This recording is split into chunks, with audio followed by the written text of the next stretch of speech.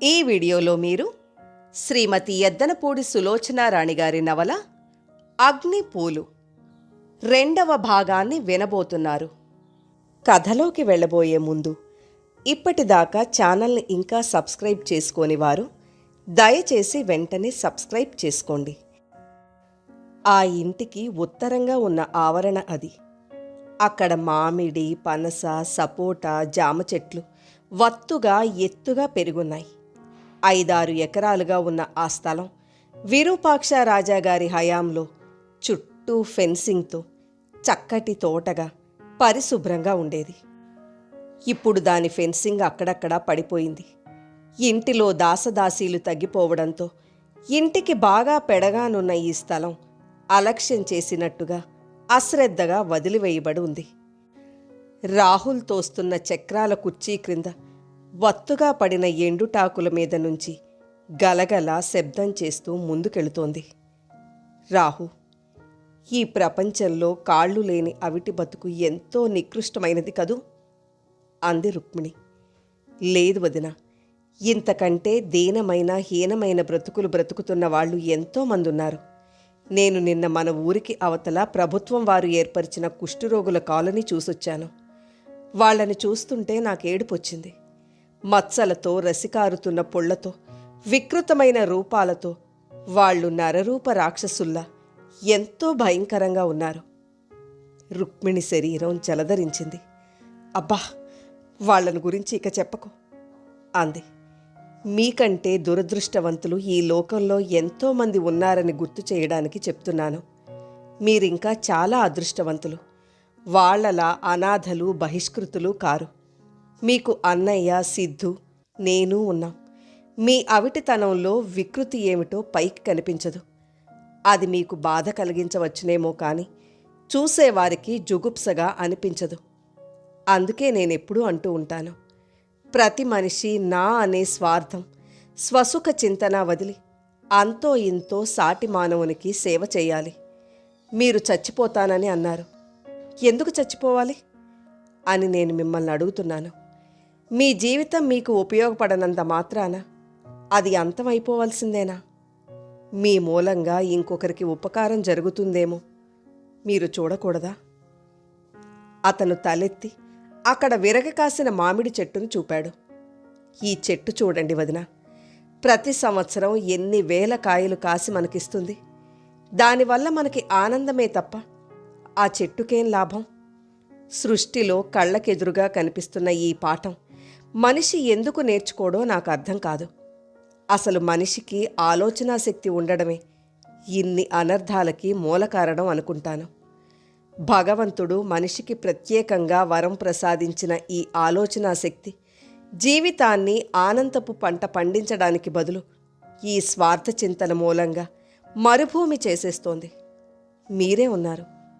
మీరు తలుచుకుంటే ఎంతోమందికి సహాయపడగలరు. ఆ సహాయం చేయడంలో ఎంత గొప్ప ఆనందం ఉందో మీకే అనుభవం అవుతుంది. నేనేం చేయగలను? మీరు అనండి. మీ చేత నేను ఎంతో చేయిస్తాను. మీ అనారోగ్యం గురించి, అశక్తత గురించి ఆలోచించేందుకు ఒక్క నిమిషం కూడా మీకు తీరుబడి ఉండదు. మీరు మా యువసేన సంఘానికి అధ్యక్షురాలు అవ్వండి. ఏం చెయ్యగలరో, ఎంత చేయగలరో మీకే తెలుస్తుంది. అత్తగారికి ఇలాంటివి ఏవీ ఇష్టం ఉండవు రాహుల్. ఆమెను మీరు పట్టించుకోవద్దు. అమ్మలాంటి వారికి ఎంతసేపు తన ఇల్లు, తన పిల్లలు అనే స్వార్థచింతన తప్ప మరో ఆలోచన ఉండదు. డబ్బు ఎక్కడ తరిగిపోతుందోనని భయం. ఇలా మాట్లాడతావనే అమ్మకి నీ మీద కోపం. ఉండనేయండి వదినా. అసలు నేను పుట్టగానే ఆవిడికి నా మీద కోపం వచ్చిందట. ఎందుకు? నేను పుట్టిన రోజునే జమీందారీలు రద్దు చేస్తున్నట్టు ప్రభుత్వం ప్రకటించిందట. నేను పుడుతూనే దుర్వార్తకి కారణం అయ్యాను అని ఆవిడికి కోపం. నేనేమో పుడుతూనే దేశానికి మంచి వార్త వినిపించాను అంటాను. రుక్మిణి ఫకాల్న నవ్వింది. నువ్వు ఇలా వృధా కాలక్షేపం చెయ్యకుండా ఏ డాక్టరువో, ఇంజనీరువో అవ్వాలని ఆమె ఉద్దేశం. అవునవును, అంత మంచి ఉద్దేశం ఎందుకంటారు? అలాంటి వృత్తులు చేపడితే ప్రజలని దోచి డబ్బు సంపాదించి మూటలు కట్టవచ్చునని ఆవిడ ఉద్దేశం. మీకు తెలుసో తెలీదో వదినా, అమ్మకి ఈ జమీందారీ పోవడంతో పోయిన డబ్బంతా నా సంపాదనగా తిరిగి రాబట్టి ఖజానా నింపుకోవాలని ఆరాటం. పాపం, ఆవిడ కోరిక ఫలించలేదు. తన పిల్లలు అందరిలోకి గొప్పగా ప్రత్యేకంగా ఉండాలని ఆవిడగారి ఆరాటం. అదే కూడదంటాను. ఎందుకుండాలి గొప్పతనం? ఈ ప్రపంచంలో మనుషులందరూ ఒకటే, ఎవరికి వారే గొప్ప. అసలు ఈ హెచ్చుతగ్గులెందుకు? తను ఎలా గొప్ప మనిషి అయింది? కొంతమందికి చెందాల్సిన డబ్బంతా అన్యాయంగా దోచుకొని మూటగట్టుకోబట్టేగా. నా దృష్టిలో డబ్బున్న వాళ్ళు గొప్పవాళ్లు కానే కాదు. నిస్వార్థంగా తోటివారికి ఎవరు సేవ చేస్తారో వాళ్లే నిజమైన గొప్పవాళ్ళు. అందుకే మా యువసేనకి గాంధీగారిని ఆదర్శంగా పెట్టుకున్నాం. మీ యువసేనకి ప్రెసిడెంట్నై నేనేం చెయ్యాలి? చెయ్యాల్సింది ఎంతో ఉంది. నేను రేపు కాగితాలు తెస్తాను. నేను నడవలేని దాన్ని రాహు. పదే పదే ఆ మాట అనకండి. మీరు మీ కుర్చీలో కూర్చునే మొత్తం పనిచేయొచ్చు. అదెట్లాగా? మీ చేతివ్రాత ఎంతో బావుంటుంది. మీరు మా సేన తరపున ఉత్తర ప్రత్యుత్తరాలు జరపొచ్చు. మీరు మీ అధ్యక్షతన సమావేశమై చర్చించుకునే విషయాల్లో తప్పులుంటే చెప్పొచ్చు. మేం పోగేసిన డబ్బు లావాదేవీలు, జమా ఖర్చులు చూడవచ్చు. ఈ మాత్రం అయితే నేను చేయగలను రాహుల్. అయితే మీరు మా యువసేన ప్రెసిడెంట్గా ఉండడానికి అంగీకరించినట్టేగా? రుక్మిణి అంగీకరించినట్టేనని తల ఊపింది. మళ్ళీ అమ్మ ఏదైనా అనగానే మానేయరుగా? ఒకవేళ మానేస్తే? నువ్వు నా మీద దావా వెయ్యి. నువ్వు గెలుస్తావు. అప్పుడు మీ యువసేనకి కావలసినంత డబ్బు వస్తుంది. రాహుల్ విరగబడి నవ్వాడు. ఇది చాలా మంచి ఆలోచన. రుక్మిణి కూడా నవ్వింది. ఇక ఇంటికి వెళదామా అంది. రాహుల్ కుర్చీని వెనక్కి తిప్పాడు. చూశారా వదిన, అలసిన మనసులకి ఆరుబయట ప్రకృతి మంచి గంధం లేపనంగా ఎంత హాయిని చేకూరుస్తుందో. నిజమే, రుక్మిణి అంగీకరించింది. వదిన, ఈ శుభదినం నుంచి మీరు నేను వదిన మరుదులమే కాదు, ఒక సత్కార్యానికి ప్రెసిడెంట్ సెక్రటరీ కూడా. అలాగే రాహు. అంతేకాదు, మా అమ్మకి వ్యతిరేక శక్తులం అన్నమాట. అత్తగారు గుర్తుకు రాగానే రుక్మిణి ముఖం చిన్నబోయింది. రాహు, ఏమిటి వదినా? నువ్వు ఎవరినైనా ప్రేమించావనుకో, ఆ వ్యక్తి సర్వస్వం నీ స్వంతం అనుకుంటావే అనుకో. ఆ మనిషిని ఇంకొకరికి దారాదత్తత చేయగలవా? రాహుల్ చెవిగొక్కున్నాడు. మీరు దేశం గురించి, విశ్వమానవ సేవ గురించి ఎంతైనా అడగండి, ఏకధాటిగా చెప్పగలను. కానీ ఈ ప్రేమ వ్యవహారం ఉందే, నాకది బొత్తిగా అనుభవం లేని విషయం. కాలేజీలో చదివినప్పుడు గాని, ఇంకే విధంగా గాని ఎవరూ దగ్గరగా రాలేదా రాహు? అతను ఆగాడు. ముఖం ఆలోచనగా అయింది. చెప్పు రాహు. కాలేజీలో చదువుతుండగా ప్రీతి అనే అమ్మాయితో కాస్త పరిచయం పెరిగిన మాట వాస్తవమే. ఆ అమ్మాయి పెళ్లి చేసుకుందామంది. పెళ్ళైతే ఇద్దరం కలిసి యువసేనకి జంటగా సేవ చేయవచ్చు అన్నాను. ఆ అమ్మాయి ముఖం చిట్లించింది. నేను యువసేన సేవ, నీ సేవ ఏదీ చెయ్యను. నువ్వే పెళ్ళవగానే అన్ని సేవలు మానేసి నా సేవ చెయ్యాలి. అందుకిష్టమైతేనే పెళ్లి చేసుకుందాం అంది. రుక్మిణి నవ్వు ఆపుకుంది. అప్పుడు నువ్వేమన్నావు? ఆ అమ్మాయితో తిరిగిన టైం అంతా వేస్ట్ అనుకున్నాను. అప్పుడే ఇంకో శపథం కూడా చేసుకున్నాను. ఏమని? జన్మలో ఇక పెళ్లి మాట తలపెట్టకూడదని, నా జీవితం అంతా యువసేనకే అంకితం చేయాలని. భవాని అమ్మమ్మ ఇచ్చిన ముత్యాల హారం మెడలో వేసుకుంది. చెవులకి జూకాలు పెట్టుకుంది. చేతికి గాజులు వేసుకుని వేళ్లకి ఉంగరాలు పెట్టుకుంది. అద్దం ముందు నుంచి వెనక్కు తిరిగి, ఇప్పుడెలా ఉన్నానమ్మమ్మా అంది. తల్లి, అచ్చు పెళ్లి కూతుర్లా ఉన్నావు. పో అమ్మమ్మ, ఎప్పుడూ పెళ్ళో పెళ్ళో అంటావు నువ్వు. భవాని బొంగమూతి పెట్టింది. పెళ్లి కావలసిన పిల్లవి కాబట్టి ఆ మాట అంటాం. పెళ్లి చేసుకోవా ఏమిటి? భవాని అద్దంలో చూసుకుంటూ గొలుసు సరిచేసుకుంది. ఎందుకు చేసుకోను? కానీ చేసుకునే ముందు జీవితమంతా చూసేయాలనమ్మమ్మా. అంటే ఏమిటి? అంటేనా, నేనున్నాననుకో, నాకేది ఇష్టమో ఆ పనులన్నీ చేసేయాలి. ఏ పనులంటే నీకిష్టం? మోడల్గా ఉండడం, ఎయిర్ హోస్టెస్గా విమానాల్లో తిరగడం, స్నేహితులు, సరదాలు, షికార్లు, ఫ్రీ బర్డ్, అంటే స్వేచ్ఛాజీవి అనుకో. అలా తిరిగేయాలి. ఆ సరదాలన్నీ విసుగు పుట్టిన తర్వాత అప్పుడు పెళ్లి చేసుకొని బుద్ధిమంతురాల్లా సంసారం చేస్తూ పిల్లల్ని చూసుకుంటూ ఇల్లు కదలకుండా ఉండాలి. తిరిగే కాలు తిట్టే నోరు ఊరుకోదని అంత తిరగడం అలవాటయిన తర్వాత ఇంటిలో కూర్చోగలరా అని. ఎందుకు కూర్చోలేరు? ఆ తిరుగుడు విసుగు పుడుతుందిగా. తిరుగుడు మరీ పూర్తిగా మానేస్తావా ఏమిటి? భర్తతో కలిసి మళ్ళీ క్లబ్బులు పార్టీలు ఉంటాయిగా. అయితే నువ్వు ఇప్పుడప్పుడే పెళ్లి చేసుకొని అంటావు, అంతేనా?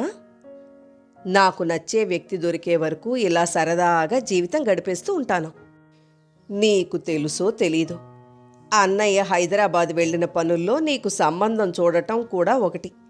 మిరియాలపురం జమీందారు గారి మనవడుట. అతన్ని గురించిన అన్ని విషయాలు మీ అమ్మకి నచ్చాయి. ఆ కుర్రాడు నిన్ను చూసి ఊ అనడమే తరువాయి. భవానీ రోషంగా తలెత్తి చూసింది. ఆ అబ్బాయి ఊ అంటే సరిపోతుందా? నాకు అతను నచ్చనవసరం లేదా? నీ మొహం, నీకేం తెలుస్తుంది? పిల్లాడు ఎర్రగా బుర్రగా బాగానే ఉంటాళ్లే. ఎరుపు నలుపు ఎవరికి కావాలి బామ్మ? మనిషి స్వభావం ముఖ్యం. కానీ అది మనకెలా తెలుస్తుంది? తెలుసుకుంటే సరి. ఇది మరీ బాగుంది. ఊరికే తెలిసిన వాళ్ల ద్వారా ఆరా తీస్తేనే కానీ పూర్తి స్వభావం ఎవరికీ తెలియదు. అదంతా ఆడపిల్లల అదృష్టం మీద ఆధారపడి ఉంటుంది. అందుకేగా పెళ్ళిళ్ళు అంటే అటూ ఇటూ 6 తరాల వంశచరిత్రలు తిరగేస్తారు. నాన్సెన్స్.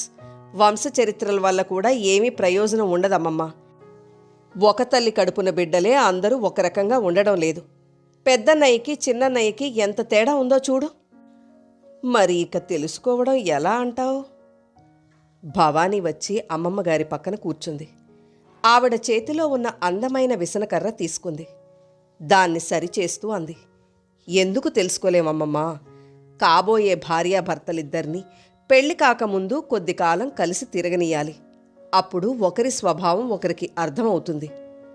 అవ్వా, వయసులో ఉన్న పిల్లలు ఒకరితో ఒకరు కలిసి తిరగడమా? అందులో తప్పే ఉంది బామ్మా. ఏమోలేమ్మా, నీ ప్రశ్నలకి నేనేం జవాబు చెప్తాను? మన పెద్దలు వెర్రి వెంగళాయిలేం కాదు. ఇలాంటి విపరీత బుద్ధులు పుడతాయని, పిల్లలు చిన్నగా ఉన్నప్పుడే వాళ్ళకి పెళ్ళంటే ఏమిటో బాగా తెలియనప్పుడే 3 ముళ్ళు వేయించాలని అంటారు. నాకు పెళ్ళికి 10 సంవత్సరాలు.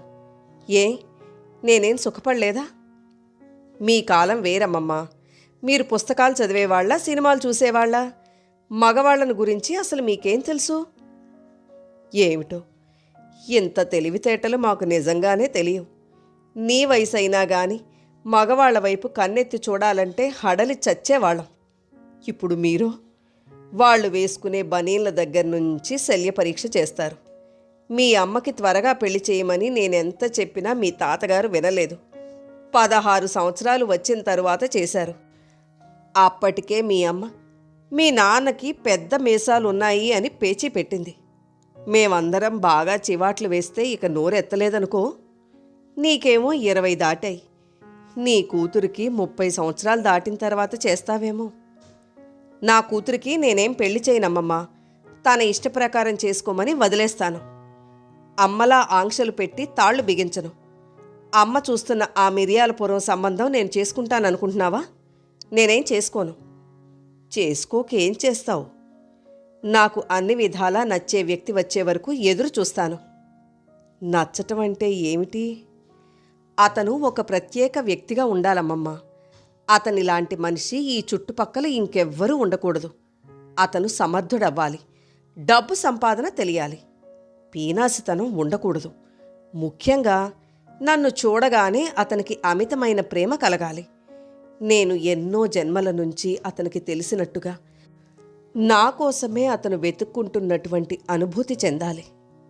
భవానీ తను కలలు కంటునే వ్యక్తిని గురించి ఊహాలోకంలో తేలిపోతూ వర్ణిస్తుంటే అన్నపూర్ణమ్మగారు బుగ్గన చెయ్యి పెట్టుకొని విస్తుపోతున్నట్టుగా చూస్తోంది. ఆవిడకి భవానీని చూస్తుంటే అసలు ఈ పిల్లకి పెళ్ళవుతుందా అనే భయం కలగసాగింది. భవానీ ఇంకా చెబుతూనే ఉంది, అలాంటి వ్యక్తి నాకు దొరికిన నాడు అతను ఏ కులం అవని, ఏ మతం అవని, కటిక బీదవాడైనా సరే పెళ్లి చేసుకుంటాను. ఆ, చేసుకుంటావు. మీ అమ్మ ఒప్పుకుంటుందనుకుంటున్నావా? అమ్మ ఇష్టం ఎవరికి కావాలమ్మమ్మ? అమ్మ కాదంటే నేను ఈ ఇంట్లోంచే వెళ్ళిపోతాను. ఈ డబ్బు, ఈ హోదా, ఆర్భాటం నాకేం అవసరం లేదు. అమ్మో, ఇన్ని ఆలోచనలు నీ పొట్టలో ఉన్నాయని తెలిస్తే మీ అమ్మ కంటి మీదకి కునుకు రాదు. సమయం వచ్చినప్పుడు తెలుసుకుంటుందిలే అమ్మమ్మ అంది భవానీ. అన్నపూర్ణమ్మగారికి భవానీ అంటే చాలా ఇష్టం. చిన్నప్పటి నుంచి భవానీ స్వభావం విచిత్రంగా ఉండేది. అందరి పిల్లల్లా ఆటపాటల్లో ఎక్కువగా పాల్గొనేది కాదు. చిన్నప్పటి నుంచి పుస్తకాలు పురిగే. పుస్తకం చదవటంలో లీనమైందంటే పిలిచినా పలకదు. నిద్రాహారాలు మర్చిపోయేది. ఆ పుస్తకం చదవటం వదిలేసేది కాదు. దాని గురించి అందరికీ కళ్ళకి కనిపించేటంత రమ్యంగా వర్ణించి చెబుతూ ఉండేది. భవానీకి చిన్నప్పటి నుంచి నగల మీద, బట్టల మీద మోజు ఎక్కువే. గుడికి వెళ్లాలన్నా గంటసేపు అలంకరణలో గడపాల్సిందే. తన అందం చూసి తనే ముచ్చటపడుతుంది. ఆ అందాన్ని నలుగురిలో ప్రదర్శించనీయకుండా, ఎక్కడా తిరగనీయకుండా తల్లి ఆంక్షలు పెడుతుందని కోపం. భవానీ హఠం భరించలేక కృష్ణ చైతన్య తీసుకెళ్లి హాస్టల్లో చేర్పించాడు. భవానీ సెలవులకొచ్చింది. కానీ రాజేశ్వరి ఆశించిన మార్పేమీ రాలేదు. ఒక్కోసారి ఈ ఇంటిలో వచ్చిన మార్పులు, ఈ పిల్లల మాటల్లో, నడవడిలో నిర్లక్ష్యం చూస్తుంటే అన్నపూర్ణమ్మగారికి ఇది తన ఇల్లేనా అనిపిస్తుంది. భర్త బ్రతికి ఉన్నప్పుడు ఒక విధంగా, అల్లుడు హయాంలో మరో విధంగా, మనువడి దశలో మరో విధంగా. ప్రకృతి చక్రంలో ఋతువులు మారినట్లు ఈ ఇంటి పరిస్థితులు మారుతూ వచ్చాయి. ఆమె బాల్యం అతి మామూలుగా పెద్ద కుటుంబంలో ఒక వ్యక్తిగా ఈతి బాధలతో గడిచింది. కట్టుకునేందుకు పరికిణీలు లేకపోతే వాళ్ల అమ్మ దుప్పట్లు చింపి పరికిణీలు కుట్టించింది. తర్వాత ఆమె తండ్రి మైనంపాడు జమీందారు గారి దగ్గర దివానుగా చేరినప్పటి నుంచి పరిస్థితులు మారసాగినాయి. ఆ ఇంటిలో దరిద్రం గురించి అందరూ మర్చిపోయారు. దివానుగా చేరిన తండ్రి తెలివితేటల వల్ల అన్నపూర్ణమ్మగారు మైనంపాడు జమీందారు గారి ఏకైక పుత్రుడైన గోవింద వల్లభరాజా భార్య కాగలిగింది. ఆ పెళ్లి అయిన తర్వాత తండ్రి బ్రతికి ఉన్నంతకాలం ఆయనదే పెత్తనంగా ఉండేది. ఆ తర్వాత ఎన్నో సంవత్సరాలు గడపలేదు. అల్లుడు ఆ ఇంట్లో ప్రవేశించాడు. ఇప్పుడు అదంతా ఒక కలలా అనిపిస్తుంది ఆవిడికి. ఇంత జమీకి వారసురాలైన తన భర్త ఎప్పుడూ ఎవరో ఒకరి ఒద్దికలో కీలుబొమ్మల్లా తలోపడంతోనే జీవితాలు గడిచిపోయినాయి. కొడుకు పెద్దవాడైతే పరిస్థితులు మారతాయి అని ఆవిడ ఎదురు చూసిన ఆశ నిరాశే అయ్యింది. కారు హారను బామ్మని వినిపించింది. మొక్కలకు నీళ్లు పెడుతున్న మాలి చేస్తున్న పని వదిలి పరిగెత్తుకు వెళ్లి గేటు తలుపులు బార్లా తెరిచాడు. కృష్ణ చైతన్య డ్రైవ్ చేస్తున్న నల్లటి కారు లోపలికొచ్చి ఆగింది. ఆ కారు వెనక సీటంతా రకరకాల ప్యాకెట్లతో నిండిపోయింది. కృష్ణ చైతన్య కారులో నుంచి దిగాడు. వెనక డోరు తెరిచి అక్కడ ఉన్న ప్యాకెట్టు తీసి మాలికి అందిస్తున్నాడు. నాన్నా అంటూ ఇంతలో సిద్ధు రైన పరిగెత్తుకొచ్చాడు. మన ఇంటికి చుట్టాలొచ్చారు నాన్నా, తండ్రి చేయి పట్టుకుని ఉత్సాహంగా అన్నాడు. చుట్టాలా? ఎవరు? అదిగో చూడు, వేలు పెట్టి గెస్ట్ హౌస్ వైపు చూపించాడు. కృష్ణ చైతన్య తిరిగి చూశాడు. అక్కడ గెస్ట్ హౌస్ ముందు ఆ పెంచిన లాన్లో ఎత్తుగా పెరిగిన మోదుగు చెట్టు క్రింద ఒక యువతి నిలుచుని ఉంది. ఆ యువతి అతి సున్నితంగా చెక్కిన దంతపు బొమ్మల నాజూకుగా ఉంది. భుజాల మీదకి జారిన జుట్టు లేత మొక్కజొన్న పీచుల సిల్కులా నెగనెగలాడుతూ మెరుస్తోంది. నిమ్మపండు రంగు ప్యాంటు మీద అదే రంగున్న పల్చటి జోధ్పూర్ షర్ట్ వేసుకుంది. ఆ షర్ట్ మీద చేసిన ఎంబ్రాయిడరీ మెడలో నీలాల హారంలా అందంగా ఉంది. ఆ యువతి కాళ్ల క్రింద ఆకుపచ్చటి తివాచీ పరిచినట్లుగా పచ్చటి పచ్చిక ఉంది. తన పైన అగ్నిపూలు విరజిమ్ముతున్నట్టుగా, ఎర్రటి పూలతో విరగబూసి ఛత్రం పట్టినట్టుగా మోదుగ చెట్టుంది. కారు వచ్చిన శబ్దం విని కాబోలు ఆ అమ్మాయి ఇటే చూస్తోంది.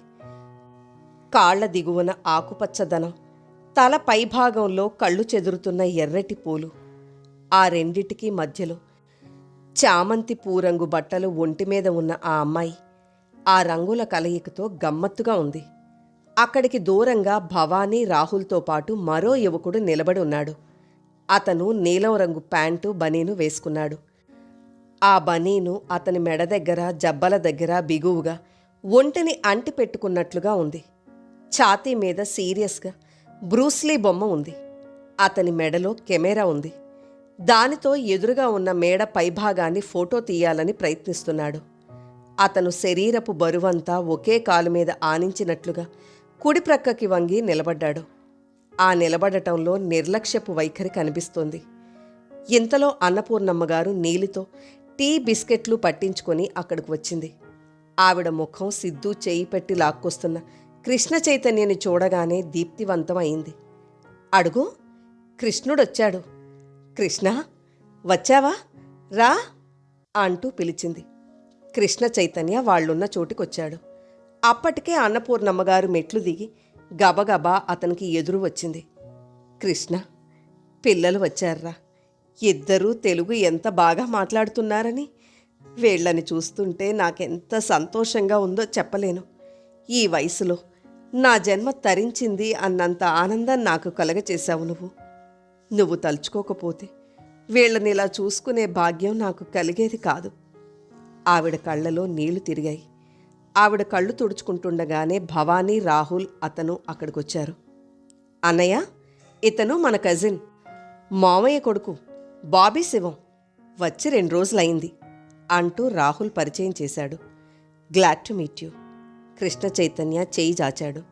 బాబీ వెంటనే ఆ చేయి అందుకుని కరచాలనం చేశాడు. నేను చెప్పలేదురా బాబీ, నా పెద్ద మనవడు కృష్ణ చైతన్య హైదరాబాద్ వెళ్ళాడని. ఇతడే అంటూ అన్నపూర్ణమ్మగారు కృష్ణ చైతన్య భుజం పట్టుకుని సంబరంగా చెప్పింది. ఓ ఐసీ. నీలి అందించిన టీ కప్పు అందుకున్న అతను వెంటనే పక్కకు తిరిగి, జైనీ, కమాన్, కమియర్ కేక పెట్టినట్టుగా పిలిచాడు. జైనీ మాట్లాడలేదు. తనని కాదన్నట్లుగా ఊరుకుంది. సారీ, తన మూడ్ బాగా ఉన్నట్టు లేదు. ఐ విల్ బ్రింగ్ హర్ అంటూ బాబీ టీ కప్పు చేత్తో పట్టుకొని తనే జైనీ దగ్గరికి వెళ్ళాడు. వీడు మనతో బాగా కలిసిపోయాడ్రా కృష్ణ. కాని ఆ పిల్లే వచ్చినప్పటి నుంచి చూస్తున్నాను. ఊ అనదు, ఆ అనదు, పిలిస్తే పలకదు, సరదాగా మాట్లాడదు, మనతో కలవదు. ఎప్పుడూ ఒక మూల బుద్ధావతారంలా కూర్చుంటుంది. పేరు జేనీట. కృష్ణ, మీ అమ్మ తర్వాత నాకు ఒక పిల్ల పుట్టి 6 ఏళ్లు పెరిగి చచ్చిపోయింది. దాని పేరు జానకి. దీనికి జానకి అనే పేరు పెట్టారు గాని జేని అని పిలుస్తారు. వీడిని కూడా అందరూ శివం అని పిలుస్తారుట. వాడెంత మంచాడు అనుకున్నావు? రాగానే నేను ఫలానా అని తెలియగానే నా కాళ్ళకి దండం పెట్టాడు. ఇండియాని నిన్ను చూడటంలో నా జన్మ పావనమైంది నాయనమ్మ అన్నాడు. ఆవిడ ఏకధాటిగా వాళ్ళని గురించి చెప్పేస్తోంది. చెల్లెల దగ్గరకు వెళ్ళిన బాబీ టీ తాగమని అందించాడు. ఆ అమ్మాయి ఇష్టం లేనట్టుగా దాన్ని చేత్తో తోసేసి ముఖం పక్కకు తిప్పుకుంది. అతను నచ్చ చెబుతున్నట్టుగా, బతిమాలుతున్నట్టుగా ఏదో అన్నాడు. తర్వాత ఆ అమ్మాయి భుజాల చుట్టూ చేయి వేసి పొదివి పట్టుకొని నడిపించుకుంటూ తీసుకొచ్చాడు. ఆ అమ్మాయి నడకలో ఒక విధమైన సొగసు ఉంది. ఆమె ప్రతి కదలికలో నాజూకుతనం కనిపిస్తోంది. బాబీ జేనీని కృష్ణ చైతన్య దగ్గరకు తీసుకొచ్చాడు. మీట్ అవర్ కజిన్ కృష్ణ చేతన అన్నాడు. క్రిస్ కాదురా నాయనా, కృష్ణ అంది అన్నపూర్ణమ్మగారు. ఓ సారీ గ్రానీ, ఒకేసారి పలకలేను, స్లోలీ నేర్చుకుంటాను. ఏ పేరైనా దేవుడు ఒకడేగా అమ్మమ్మ అన్నాడు రాహుల్ నవ్వుతూ. కృష్ణ చైతన్య జేనీనే చూస్తున్నాడు. ఆ అమ్మాయి ముఖం ముడుచుకున్న పువ్వులా ఉంది. పెదవుల మీద కానీ కళ్ళలో కానీ చిరునవ్వు నామమాత్రంగా కూడా లేదు. హలో, కృష్ణ చైతన్య పలకరిస్తూ చేయి చాచాడు. కానీ ఆ అమ్మాయి స్నేహపూర్వకంగా, ఆత్మీయంగా ముందుకు వచ్చిన ఆ చేతిని అందుకోలేదు. హలో, అతి మెల్లని స్వరంతో అంది. చాలా తగ్గు స్వరంతో అన్న ఆ అమ్మాయి కళ్ళెత్తి సూటిగా అతని వైపు చూడలేదు. ఆ చూపులు సగం పైకి లేచి అతని ఛాతీ వరకు రాగానే అక్కడ కాసేపు తారాట్లాడినట్టుగా ఆగినాయి. అతను వేసుకున్న పల్చటి లాల్చీ లోపల నుంచి గుండెల దగ్గర బంగారపు గొలుసుకి పులిగోరు పతకం లీలగా కనిపిస్తోంది. ఆ అమ్మాయి చూపులు అక్కడే ఆగిపోయి దాన్ని పరిశీలనగా చూసి మళ్ళీ మెల్లగా క్రిందకు వాలిపోయినాయి. కూర్చోండర్రా, అందరూ కూర్చుని టీ తాగండి, బిస్కెట్లు తినండి. అన్నపూర్ణమ్మగారు కుర్చీలు జరిపింది. అందరూ కూర్చున్నారు. బాబీ తాము ఏ రోజున బయలుదేరింది, ఏ రూట్న ఇండియా వచ్చింది వివరంగా చెప్పాడు. అతను తెలుగు అనర్గళంగా మాట్లాడేస్తున్నాడు. ఆ భాష చాలా యాసగా, వత్తులు దీర్ఘాలు లేకుండా, మూతులు తోకలు తమాషాగా కత్తిరించినట్లుగా ఉన్నా ఎదుటివాడు కాస్త శ్రద్ధగా వింటే బాగానే అర్థమవుతోంది. జైనీ మాత్రం ఒక్క ముక్క కూడా మాట్లాడలేదు. ఎవరెంత చెప్పినా టీ ముట్టుకోలేదు. అరచేతుల్లోకి చూసుకుంటూ ఎడమచేతి గుప్పిట బిగుస్తూ తెరుస్తూ తదేకంగా దాన్నే గమనిస్తూ కూర్చుంది. ఒక్క గుక్క తాగమ్మా, పొద్దున్నుంచి ఏమీ తినలేదు నువ్వు, అన్నపూర్ణమ్మగారు బతిమలాడింది. జైనీ మాట్లాడలేదు. ఆవిడ వైపు కన్నెత్తి చూడలేదు. జైనీ ప్లీజ్, గ్రాని మాట కాదనకు, తీసుకో, ఆవిడ్ని బాధ పెట్టకు, బాబీ మందలిస్తున్నట్టుగా అన్నాడు. జైనీ హఠాత్తుగా కుర్చీలో నుంచి లేచింది. గభాలన అక్కడి నుంచి వెళ్ళిపోయింది. ఆ కుర్చీలు దాటి త్వరగా అడుగులు వేస్తున్న జైనీ 2 గజాలు నడవగానే వెనక నుండి ఎవరో తరుముకొస్తున్నట్టుగా గభాలన పరుగులంకించుకొని గెస్ట్ హౌస్లోకి పరిగెత్తి లోపలకు వెళ్ళగానే దఢాలన తలుపులు మూసేసుకుంది. ఒక్క క్షణం అందరూ టీ తాగడం మర్చిపోయినట్లుగా అచేతనంగా చూస్తుండిపోయారు. బాబీ నిట్టూర్పు విడిచాడు. సారీ నాని, ఏమీ అనుకోకు, జైనీ మనసు బాగాలేదు, అందుకే అలా వెళ్ళిపోయింది. ఇక కనీసం 2 గంటలైనా అతన్ని గుర్తు చేసుకుని ఏడుస్తూ కూర్చుంటుంది అన్నాడు. అన్నయ్యని చూడగానే ఆ అమ్మాయి అలా అయిందేమిటి అన్నాడు రాహుల్ ఆశ్చర్యంగా. ఓ నో, మీ అన్నయ్యని చూసి కాదు, జైనీ పెళ్లి చేసుకుందామనుకున్న అతను కూడా పొడుగు లావు కొద్దిగా ఇలాగే ఉంటాడు. బహుశా అతను గుర్తుకొచ్చుంటాడు. సరిగ్గా పెళ్లి ముందు అతను పోవడం దురదృష్టం. జైనీ అతన్ని చాలా ప్రేమించింది. ఈ షాక్ నుంచి కోలుకోవడానికి ఎన్ని రోజులు పడుతుందో ఏమో. అన్నపూర్ణమ్మగారు నిట్టూర్చింది. కృష్ణ, ఇదిరా సంగతి. ఆ అమ్మాయి బాధని మరిపించి కాస్త మనుషుల్లో పడేసే మార్గం ఏదో చూడాలి నువ్వు. ఆ పని చిన్నన్నయ్యకి చెప్పమ్మమ్మా, భేషుగ్గా చేస్తాడు. బాధల్ని మరిపించడంలో చిన్నన్నయ్యది అందవేసిన చెయ్యి అంది భవానీ. కాస్త ఏ ఊళ్ళైనా తిప్పితే ఆ గొడవంతా కొద్దిగానైనా మర్చిపోతుందేమో. డాక్టర్ గారు చూశారు, వేరే సుస్థి ఏం లేదని చెప్పాడు. కృష్ణ, అందరూ కలిసి ఎటైనా వెళ్ళే ఏర్పాటు చూడు. అలాగే అమ్మమ్మ. కృష్ణ చైతన్య లేచాడు. అన్నయ్య, నేను చెప్పిన గాజులు చీరలు తెచ్చావా లేదా అంది భవానీ. గాజులు తెచ్చాను, చీరలు నువ్వు చెప్పిన రంగులు దొరకలేదు. ఉన్న వాటిల్లో నా కంటికి నచ్చినవి తెచ్చాను. నీకు బావుంటాయో లేదో చూసుకో. నువ్వు తెచ్చినవి ఎప్పుడూ నేను చెప్పిన వాటికంటే బావుంటాయి అంది లేచి వెళుతూ. బాబీ, నేనలా మా యువసేన ఆఫీస్ వరకు వెళ్తున్నాను, నువ్వు కూడా వస్తావా రాహుల్ అడిగాడు. ఓ ష్యూర్, బాబీ ఉత్సాహంగా లేచాడు. త్వరగా వచ్చేయండి రాహు, అమ్మ రాత్రికి డాక్టర్ గారిని భోజనానికి పిలిచింది, ఆయన వస్తాడు అన్నపూర్ణమ్మగారు హెచ్చరించింది. అలాగే అమ్మమ్మ, త్వరగా వచ్చేస్తాం అన్నాడు రాహుల్. నేను కూడా వస్తాను బాబాయ్ అన్నాడు సిద్ధు. చిన్నబాబు, నేను కూడా రావద్దా అడిగింది నీలి. రండి, కానీ మీరిద్దరూ మేమెంత దూరం నడిస్తే అంత దూరం నడవాలి, మధ్యలో వెనక్కి వెళదాం అనకూడదు. నీలి సిద్ధు మొఖాలు చూసుకున్నారు. తర్వాత సరేనన్నట్టు తల ఊపారు. కృష్ణ చైతన్య అక్కడి నుంచి తనుండే మేడవైపు వచ్చాడు. అతను తలదించుకొని పరధ్యాసగా ఆలోచిస్తూ మెట్లెక్కబోతుండగా కృష్ణ అన్న తల్లి పిలుపు వినిపించింది. అతను మెట్లు ఎక్కబోతున్న వాడల్లా తిరిగి చూశాడు. అక్కడ గది గుమ్మంలోనే రాజేశ్వరి నిలబడి ఉంది. ఆవిడ ఈరోజు ఉపవాసం కాబోలు. జుట్టు జారుముడి వేసుకుని నూలు చీర ధరించి నగలు లేకుండా ఉంది. కృష్ణ చైతన్య మేడమెట్లు ఎక్కే ప్రయత్నం విరమించి తల్లి గదిలోకొచ్చాడు. కూర్చో, పనులన్నీ పూర్తయినట్టేనా అని కూర్చున్నాడు. ప్లీడర్ గారు ఏమన్నారు? ముఖ్యమైన సాక్షులు ఇద్దరూ దొరికారు కాబట్టి ఇక పర్వాలేదన్నారు. మనం కేసు గెలుస్తామని, నిన్ను ఆదుర్దా పడవద్దని మరీ మరీ చెప్పమన్నారు. అమ్మా, ఈ విషయంలో ఇక మీరు నిశ్చింతగా ఉండొచ్చు. రాజేశ్వరి నిట్టూర్చింది. నిశ్చింత? కృష్ణ, నా జాతకం ఏమిటో కానీ ఎప్పుడూ ప్రాణమంతా పణం పెట్టి ఒక బెడద తీర్చుకునే లోపల ఇంకోటి కళ్ళెదురుగా నిలబడుతూనే ఉంటుంది. నా జీవితంలో ఏనాడు శాంతి అనేదే ఎరుగను నేను. ఇప్పుడేమైందమ్మా? ఆ పిల్లలు అమెరికా నుంచి వచ్చారు, చూశావా? అతను చూశానన్నట్టు తల ఊపాడు. రాజేశ్వరి కంఠంలో కోపం, అసహనం కంగుమన్నాయి. ఈ ముసలావిడికి ఇప్పుడు ఇదేం బుద్ధి చెప్పు? ఇన్ని సంవత్సరాలుగా మనం ఆవిడని కనిపెట్టుకుని కంటికి రెప్పలా చూస్తున్నా మన మీద అభిమానం లేదు. ఎక్కడో ఉన్న వాళ్ల మీద ఎంత ప్రేమ పుట్టుకొచ్చిందో చూడు. నాకు తెలియకుండా వాళ్ళకి ఆ డాక్టర్ గారి చేత ఉత్తరాలు వ్రాయించినట్టుంది. వాళ్ళొచ్చారు. వాకిట్లోకి వచ్చే వరకు వాళ్ళెవరో నాకు తెలియనే తెలీదు. నేనింకా ఏ రాహుల్ ఫ్రెండ్సో అనుకున్నాను. కృష్ణ చైతన్య మౌనంగా వింటూ ఉండిపోయాడు. ఒక్క మాట, కనీసం ఒక్క మాట కూడా నాకు చెప్పలేదు ఆవిడ. అమ్మమ్మ ఎన్నాళ్ల నుంచో వాళ్ళని చూడాలని అంటూనే ఉందిగా అమ్మా. అంటూనే ఉందిరా.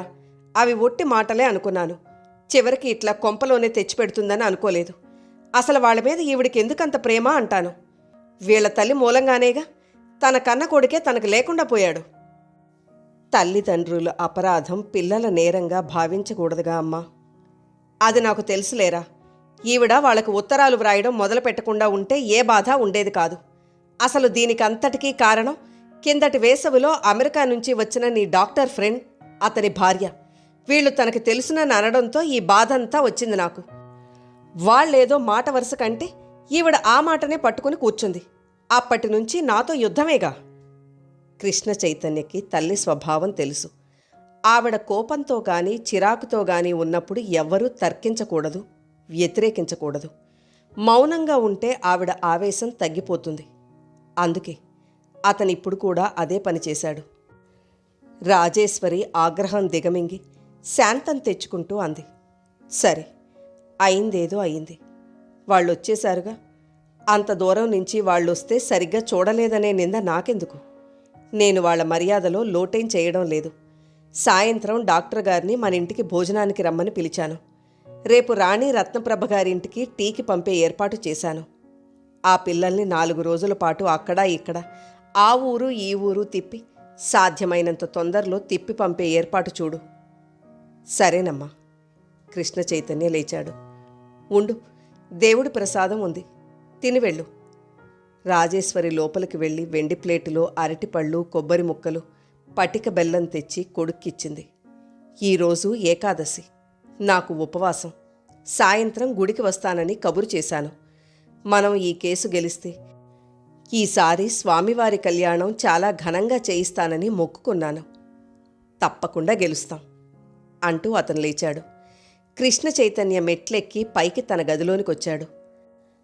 అతను గదిలోకి అడుగు పెట్టేసరికి ఎదురుగా కుర్చీలో కూర్చుని రుక్మిణి కనిపించలేదు.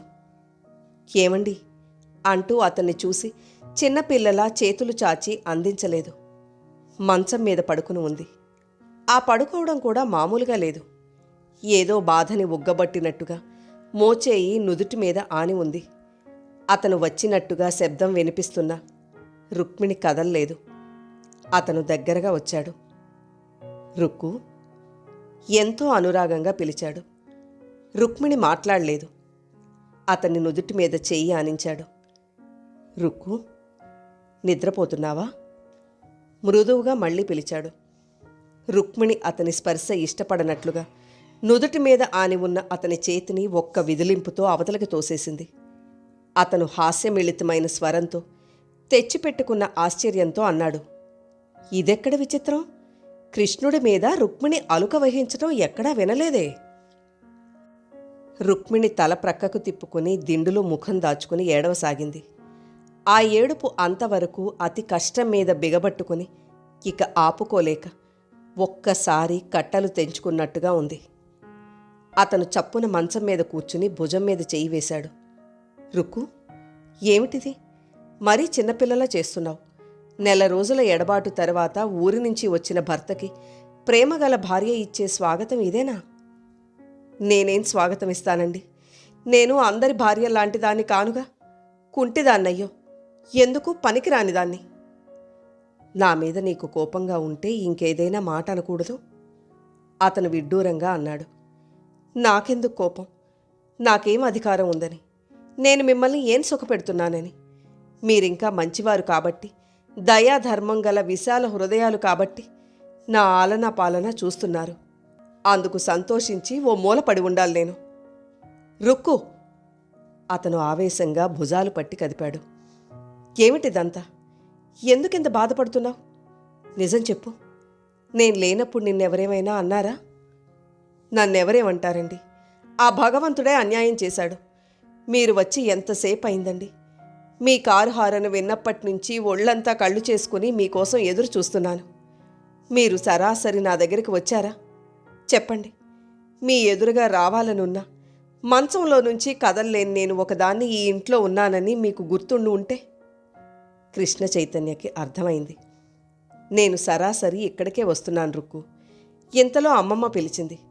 అక్కడి నుంచి వస్తుంటే అమ్మ ఎదురైంది. ఆ దావా విషయాలు ఆవిడికి చెప్పి సరాసరి ఇక్కడికొచ్చాను. నువ్వు నాకు గుర్తున్నావో లేదో? నా డైరీ చూడు రుక్కు. అతను జేబులో నుంచి చిన్న డైరీ తీసి మంచం మీద పడేశాడు. రుక్మిణి అయిష్టంగానే ఆ డైరీ తీసి ఒక పేజీ చదివింది. అందులో నుంచి భర్త వైపు బేలగా చూసింది. వెంటనే చేతులు చాస్తూ, ఏమండి, నన్ను క్షమించండి అంది. చిన్నపిల్లలా చూస్తున్న రుక్మిణిని తల పట్టుకుని గుండెలకి హత్తుకున్నాడు. రుక్కు, ఈ ప్రమాదం జరిగి 4 సంవత్సరాలైంది. ఈ 4 సంవత్సరాల్లో ఎప్పుడైనా నా ప్రవర్తనలో ఏదైనా మార్పు నీకు కనిపించిందా? లేదండి. నువ్వు ఇంకా నన్ను అర్థం చేసుకోలేకపోతే అది నా దురదృష్టం అనుకుంటాను. అలా అనకండి. మిమ్మల్ని సుఖపెట్టలేకపోతున్నాననే బాధ నన్ను దహించి వేస్తోందండి. నేనేం చేయనండి. నీకు ఇలాంటి పిచ్చి ఆలోచన వద్దంటాను రుక్కు. నన్ను సంతోషపెట్టే శక్తి నీ శరీరానికి లేకపోవచ్చు, కానీ నీ మనసు ఏమైంది చెప్పు? శరీరం లేని మనసు ఏం చేయగలదండి? ఎంతైనా చేయగలదు. మాటలతో స్వర్గం సృష్టించగలదు, అనురాగంతో లాలించగలదు. అయినా నువ్వు ఎందుకిలా మాటిమాటికి నా సుఖం గురించి మాట్లాడతావు? నేనిప్పుడు సుఖంగా లేనా? నా సుఖం నిశ్చింత అంతా నీ ముఖం మీద చిరునవ్వు చూడటంలో ఉంటుంది. నువ్విలా ఏడుస్తుంటే నాకు నేనే దోషిలా అనిపిస్తాను. నిన్ను నేను సరిగ్గా చూడటం లేదేమోననే బాధ కలుగుతుంది. అయ్యయ్యో, అలా అనకండి. నువ్వు ఇంకెప్పుడూ అలా మాట్లాడనని వాగ్దానం ఇవ్వు. రుక్మిణి వాగ్దానం ఇవ్వలేదు. నా మనసులో క్షోభ మీకు అర్థం కాదండి. మీరు వయసులో ఉన్నారు. నేను మీకు పనికిరాను. ఇంకొకరిని మీ పక్కన భరించలేను. అతని ముఖం కందినట్టయింది. భార్య చెంపలు నిమురుతూ అన్నాడు. రుక్కు, ఈ విషయం గురించి నువ్విక మాట్లాడకు. నేను సిగ్గుపడేట్టుగా ఆలోచించకు. నేనేం కోరికలు చంపుకొని బాధపడ్డం లేదు. అసలు కోరికలే లేకుండా ఉన్న నాకు ఈ శరీరాల ప్రసక్తి ఎందుకు? అదెలా సాధ్యమండి? ఎందుకు కాదు? నేను జ్ఞానానంద మహర్షి శిష్యుణ్ణి రుక్కు. నిగ్రహం నాకు ఒక అభ్యాసం. అది నా చెప్పు చేతల్లో ఉంటుంది. మన పెళ్ళి అయిన తర్వాత ఆ 4 ఏళ్లలోనూ పొందిన ఆనందం అమృతం లాంటిది రుక్కు. దాని బలం నేను ఎన్ని జన్మలకైనా వేచి ఉండే శక్తిని ఇస్తుంది. రుక్మిణికి ఏడుపే సమాధానమైంది. రుక్మిణి తల అతని ఛాతీకి ఆనింది. ఏం చెయ్యాలో నాకు తెలియడం లేదండి అంది. నువ్వు ఏమీ చెయ్యొద్దు. మామూలుగా ఉండిపో. నువ్వు నాకు ఎంతో ఆనందమిచ్చావు. నా చేత అన్ని సేవలు చేయించుకునే హక్కు నీకుంది. నా మీద నీకున్న అధికారం ఎవరూ తీసుకోలేనిది. ఈ విధంగా ఆలోచిస్తే నీకు బేలగా అనిపించదు రుక్కు. నువ్వు నాకు వంశాంకురాన్నిచ్చావు. ఇంతకంటే భర్త మీద భార్యకి అధికారం పొందే విషయం ఇంకేముంది చెప్పు? అతను అనునయంగా అన్నాడు. అంతవరకు రుక్మిణి మనసులో రాకాసిలా ఉన్న భయమంతా అతని ఆత్మీయత అనే దండం చూసి దూరంగా పారిపోయింది. నన్ను క్షమించండి. నేను ఏడుపులతో మిమ్మల్ని విసిగిస్తున్నానని నాకు తెలుసు. మీరే చెప్పండి. ఈ దురదృష్టం నా శరీరాన్నే కాదు, నా మనసునే కుంటిదాన్ని చేసింది. నేను ఎంత నవ్వుతూ తుళ్ళుతూ ఉండేదాన్ని. నాకు తెలుసు రుక్కు, నువ్వు నా గురించి ఆలోచించడం మానేస్తే ఈ గొడవ ఏమీ ఉండదు. ఒక్క నిమిషం ఉండు, ఇప్పుడే వస్తాను. కృష్ణ చైతన్య లేచి వెళ్ళి పెట్టి తెరిచి అందులోంచి కెంపులు పొదిగిన నెక్లెస్ తెచ్చి రుక్మిణి మెడలో అలంకరించాడు. నాకెందుకండి ఈ నగలు? నా తృప్తి కోసం. నీ ముఖం మీద చిరునవ్వు నాకు ఎంత ఆనందం ఇస్తోందో నీకు తెలియదు. రుక్కు, నీలి ఎక్కడ? డాక్టర్ గారు భోజనానికి వస్తున్నారట. నీకు బట్టలు మార్పించమను, క్రిందకు తీసుకెళ్తాను. నేనా? నేనెందుకండి? అలా అనకు రుక్కు. నీ అవటితనం సంగతి నువ్వు మర్చిపోవటం నేర్చుకో. తర్వాత అందరూ కూడా అలవాటైపోయి ఆ విషయమే మర్చిపోతారు. నలుగురిలోకి రావడానికి సిగ్గేస్తుందండి. సిగ్గెందుకు? నీకు చిన్నతనంగా అనిపించే చోట్లకి నేను అసలు తీసుకెళ్తానా? వాళ్ళెవరూ డైనింగ్ హాల్లోకి రాకముందే నిన్నక్కడికి తీసుకెళ్ళి కూర్చోబెడతాను. భోజనాలు అయిన తర్వాత అందరూ వెళ్ళిపోయినప్పుడు నిన్ను మళ్ళీ ఇక్కడికి తీసుకొస్తాను. మీ ఇష్టమండి. మీకు నేను రావడం సంతోషమైతే నాకు ఏ బాధ ఉండదు. కృష్ణ చైతన్య బట్టలు మార్చుకోవడానికి వెళ్ళాడు. రుక్మిణి దీర్ఘంగా నిట్టూర్చింది. భగవంతుడా, ఇలాంటి భర్తని ప్రసాదించి ఎంతో అదృష్టవంతురాలిని చేసిన నువ్వే మళ్ళీ నాకు ఈ అవిటితనం ఇచ్చి చెప్పలేనంత దురదృష్టవంతురాలిని చేశావెందుకు? నీకు ఇదేం వేడుక? మనుషుల్ని ఇలా బాధ పెట్టడం ఇదేం వినోదం? రుక్మిణి కళ్ళల్లో నీళ్లు చిప్పిల్లినాయి. ఇదివరలో తాను భర్త కలిసి వెళ్లిన పార్టీలు గుర్తుకు రాసాగినాయి. చాలా విశాలంగా ఉన్న డైనింగ్ హాలు అది. ఆ ఇంట్లో కాలానుగుణంగా అధునాతనమైన మార్పులు చాలా వచ్చినా ఆ భోజనాల గది మాత్రం తన పూర్వపు హుందాతనం పోగొట్టుకోలేదు. ఆ హాలుని చూస్తుంటే ఆ ఇంట్లో ఒకనాడు ఎంతో వైభవంగా వెలిగిన భోగానికి గుర్తుగా ఒక జ్ఞాపక చిహ్నంగా మిగిలినట్టుగా ఉంది. అది పాతకాలపు టేబులే అయినా అంచుల దగ్గర కాళ్ల దగ్గర నగిషీ పనితో అందంగా ఉంది. ఆ డైనింగ్ టేబుల్కి ఎదురుగా గోడవారుగా ఉన్న అద్దాల బీరువాలో దాదాపు 100 మంది ఒకేసారి భోజనం చేయడానికి సరిపడే గాజు ప్లేట్లు, గ్లాసులు క్రమపద్ధతిగా అమర్చి ఉన్నాయి. పైన పెద్ద విద్యుత్ దీపాల గుత్తి వేళ్లాడుతూ ఆ హాలుకంతటికి వెలుగును ప్రసాదిస్తోంది. భోజనాలు అయిన తర్వాత కూర్చుని కబుర్లు చెప్పుకొనడానికి వీలుగా అక్కడ కాస్త దూరంలో సోఫాలు వేసున్నాయి. రాజేశ్వరి కుటుంబం అంతా ఎప్పుడో గాని ఏదైనా ప్రత్యేక సందర్భం వస్తే గాని ఆ డైనింగ్ హాల్లో భోజనానికి కూర్చోరు. ఈ పూట అలాంటి ప్రత్యేక దినాల్లో ఒకటైనట్లుగా అందరూ భోజనాలు ముగించుకొని అక్కడున్న సోఫాలో కూర్చుని ఉన్నారు. రాజేశ్వరి కుడివైపున కృష్ణ చైతన్య, ఎడమవైపు రుక్మిణి, భవానీ కూర్చునున్నారు. సిద్ధు ఆవిడ ఒడిలో ఉన్నాడు. ఎదురుగా ఉన్న సోఫాల్లో అన్నపూర్ణమ్మగారు, ఆవిడకి ఇరుప్రక్కల జేనీ, బాబీ కూర్చుని ఉన్నారు. జేనీ భోజనం దగ్గర వేళ్లతో కెలుకుతూ కూర్చుందే తప్ప ఏమీ తినలేదు.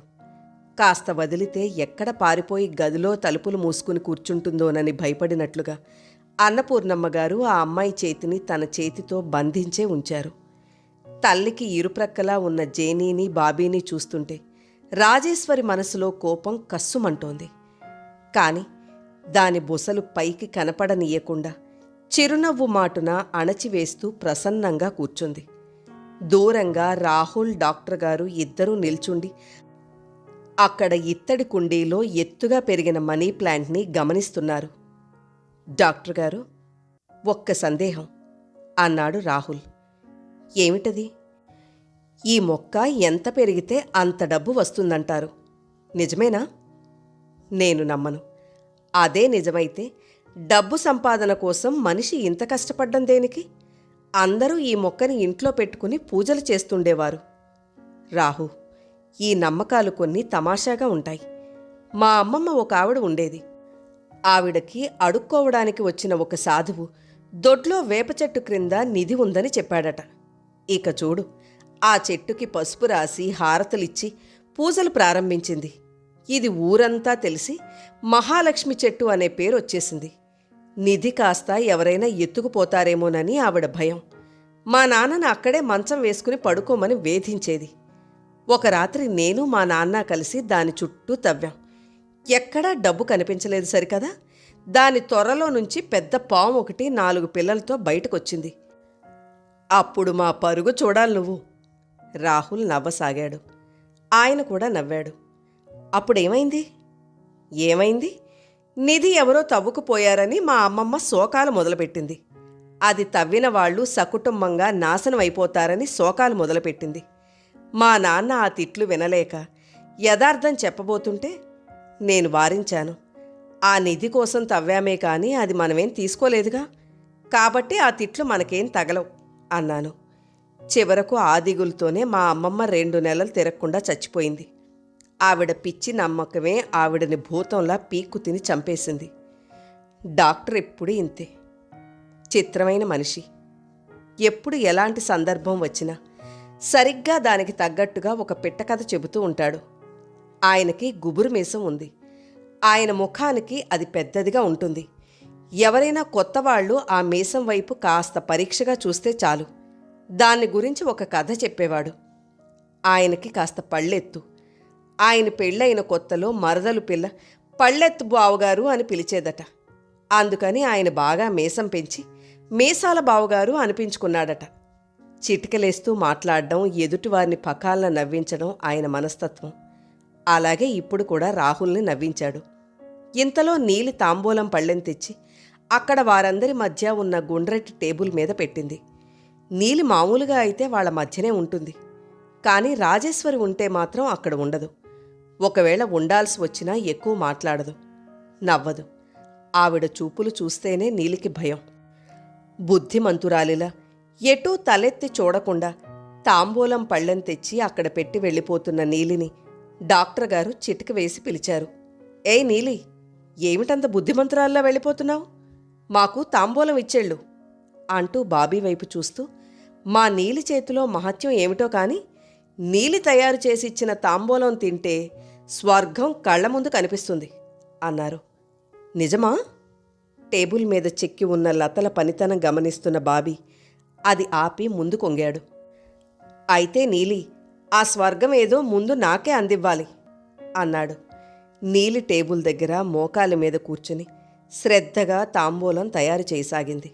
బాబీ డాక్టర్ వైపు తిరిగాడు. ఏమిటో చెప్పబోయి ఆగి, ఎక్స్క్యూజ్ మీ, మీ పేరు 2-3 సార్లు చెప్పినా నేను దాన్ని పట్టుకోలేకపోయాను. డాక్టర్, మీ పేరు? డోంట్ వర్రీ, ఈ ఊరిలో స్థిరపడిన తర్వాత నా పేరు నేనే మర్చిపోయినట్టయ్యాను. ఇక్కడ నన్ను ఎవరూ నా పేరుతో పిలవరు, అందరూ డాక్టర్ అనే అంటారు. నువ్వు కూడా అలాగే పిలువు అన్నాడు. నీలి ఇచ్చిన తాంబూలం నోట్లో పెట్టుకుని నములుతూ బాబీ అడిగాడు, డాక్టర్, ఇక్కడికి వచ్చినప్పటి నుంచి నాకు సందేహం ఉంది. నేను ఈ ఇంట్లో ఎంతోమంది నౌకర్లు ఉండడం చూస్తున్నాను. మీ ఇంటిలో కూడా ఉన్నారు. మీరే కాదు, ఇక్కడ చిన్న చిన్న కుటుంబాల్లో నౌకర్లు ఉండడం నాకు చాలా ఆశ్చర్యంగా ఉంది. ఈ దేశానికి స్వాతంత్రం వచ్చి ఇన్నేళ్లైనా మనుషులకు రాలేదనుకుంటా. మీకు ఇంకా మనుషుల్ని బానిసలుగా చూసే మనస్తత్వం పోలేదనుకుంటా, అవునా? ఆయన తాంబూలం తీసుకుని వేసుకోబోతున్న వాడల్లా క్షణంసేపు ఆగారు.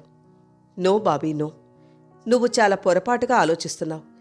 ఈ దేశం చాలా ప్రాచీనమైనది. ఈ యజమాని నౌకరు సంబంధం ఇది బానిసత్వం కాదు, తండ్రి బిడ్డల్లాంటి ఒక బాంధవ్యం. బాంధవ్యమా? అదెట్లా అవుతుంది? అవును బాబీ, బాంధవ్యమే. మావి చాలా వరకు పల్లెటూరి జీవితాలు, భూమిని నమ్ముకుని వ్యవసాయం మీద ఆధారపడిన కుటుంబాలు. ఈ వ్యవసాయం అనేది మనిషి సహాయంతో తప్ప యాంత్రికంగా జరిగేటంత అభివృద్ధి ఇప్పటికి కూడా ఈ దేశానికి రాలేదు. ఇది బానిసత్వం కాదు, ఒకరి మీద ఒకరు ఆధారపడే ఆలంబన. ఉదాహరణకి నన్ను తీసుకో. నేను డాక్టర్ని, వైద్య వృత్తి నా జీవితం. నా కాలం అంతా దానికే అంకితం. వైద్య వృత్తిలో రోజంతా అలసిపోయి ఇంటికి వచ్చిన నేను ఇంకే పని చేయలేను. ఇంటికి రాగానే నా బట్టలు నేను ఉతుక్కోవడం, నా ఇల్లు నేను ఊడ్చుకోవడం చేయలేను. భోజనం కోసం భార్య మీద, బట్టలు ఉతకడానికి చాకలి మీద, ఇల్లు ఊడ్చడానికి పని మనిషి మీద నేను ఆధారపడతాను. చూడు, నా జీవితం ఎంతమందితో అల్లుకుని ఉందో. నా వైద్య వృత్తి నాకెలాగో వాళ్ల వృత్తులు కూడా వాళ్ళకి అలాగే. ఈ దేశంలో ఇంకా అక్షరాస్యత చాలా తక్కువ కాబట్టి మనుషులు అధిక భాగం శారీరక కష్టం మీద ఆధారపడతారు. నేను నా వైద్య వృత్తిలో సంపాదించిన డబ్బు వాళ్ళకిస్తాను. వాళ్ళ మంచి చెడులు చూస్తాను. ఇది శ్రమ విభజన. మనిషి ఏకాకి కాకుండా సామూహికంగా ఒకరి మీద ఒకరు ఆధారపడి తీరాల్సిన సాంఘిక వ్యవహారం. మా పూర్వీకులు ఎంతో ఆలోచించి ఏర్పరిచిన సాంఘిక ఆచారం ఇది. మీరనుకుంటారు, ఒక మనిషి మరొక మనిషికి పనిచేస్తే అది బానిసత్వం అని. మా అమ్మ ఉండేది. ఆవిడ రోజుకి కనీసం 25 మందికి వంట చేసి పెట్టేది. నిరంతరం ఆవిడికి ఆ వంట వార్పు మరో సంగతే పట్టేది కాదు. ఆవిడ ఏనాడు ఎందుకింత కష్టపడాలి అనుకోగా నేను చూడలేదు.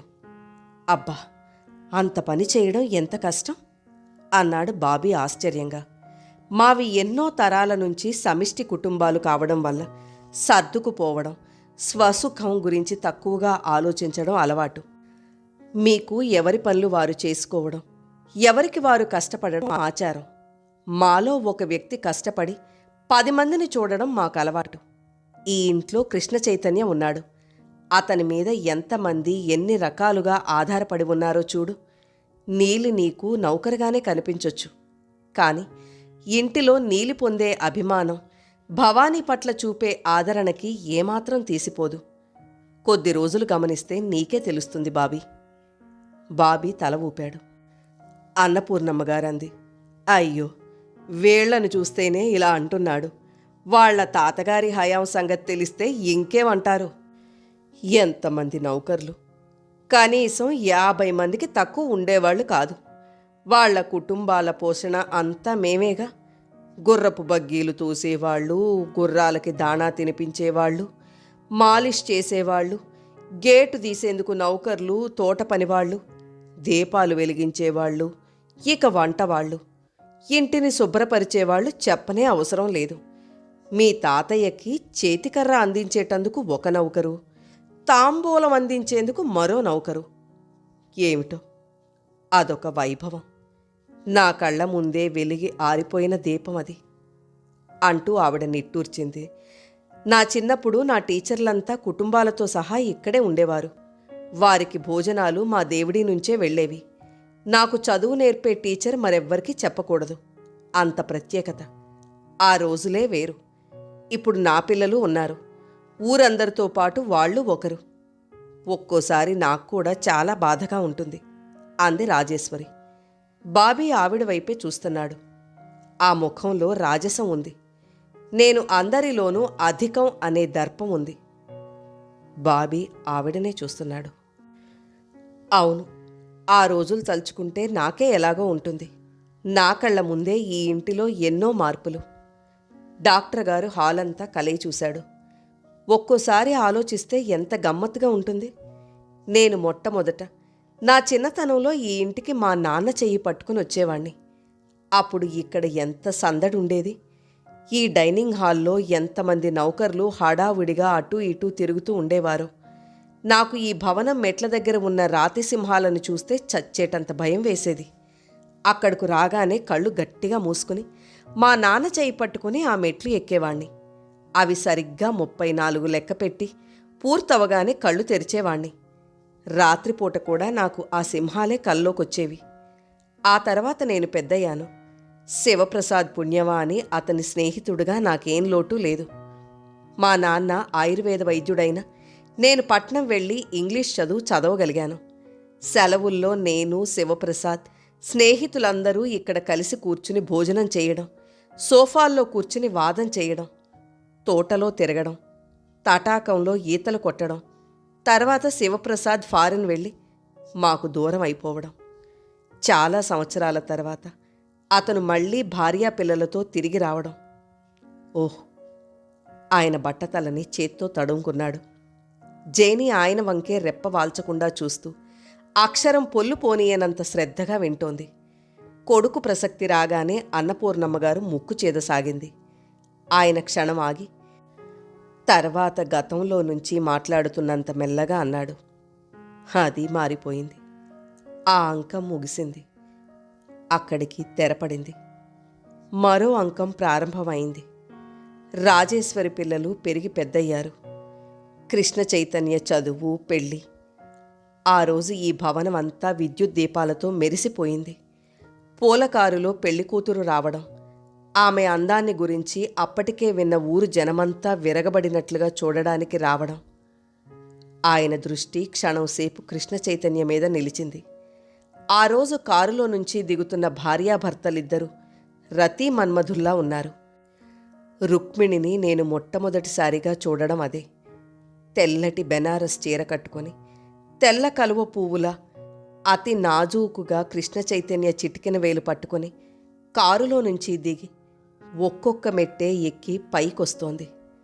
అప్పుడు అక్కడ ఉన్న అతిథులంతా, డాక్టర్, వద్దు వద్దు, చెప్పకండి, ఇక చెప్పకండి, ఆ బంగారు కల నాకు ఇక గుర్తు చేయకండి, మీకు పుణ్యం ఉంటుంది, రుక్మిణి ఆర్తనాదం చేసినట్టుగా అరిచింది. అందరూ ఒక్కసారి చకితులైనట్టుగా రుక్మిణి వైపు తిరిగారు. రుక్మిణి ముఖం భరించరాని బాధతో విలవిలలాడుతున్నట్టుగా కమిలిపోయింది. కళ్ళ నుంచి బొటపొట నీళ్లు చెంపల మీదకి జారుతున్నాయి. భగవంతుడా! 2 చేతుల్లో ముఖం దాచుకుని ఏడవసాగింది. కృష్ణ చైతన్య చటుక్కున లేచి వెళ్ళి రుక్మిణి తల మీద చెయ్యి వేశాడు. రుక్కు. రుక్మిణి తలెత్తి అతని వైపు చూసింది. ఏమండి, డాక్టర్ గారు గుర్తు చేస్తున్న ఆ రుక్మిణి చచ్చిపోయిందండి. ఇప్పుడున్నది ఆ రుక్మిణి ఆకారం మాత్రమే. ఒట్టి శవం, మీ ప్రాణం తీసే శవం. రుక్కు, ప్లీజ్. అతని కంఠం అతి తగ్గు స్వరంతో, ఎంతో ఆత్మీయతతో పసిపాపని లాలిస్తున్నట్టుగా ఉంది. రుక్మిణి భర్త చూపులకి కట్టుబడిన దానిలా దుఃఖం నిగ్రహించుకొని అతని చేతిని గట్టిగా పట్టుకుని తలదించుకుంది. ఏడవనండి, ఏడ్చి మిమ్మల్ని ఇంకా విసిగించను.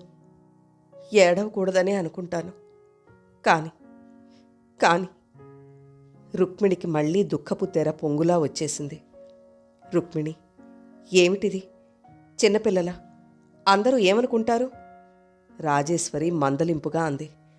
అమ్మా, లాయర్ గారు ఫోన్ చేశారు, మీరొస్తారా?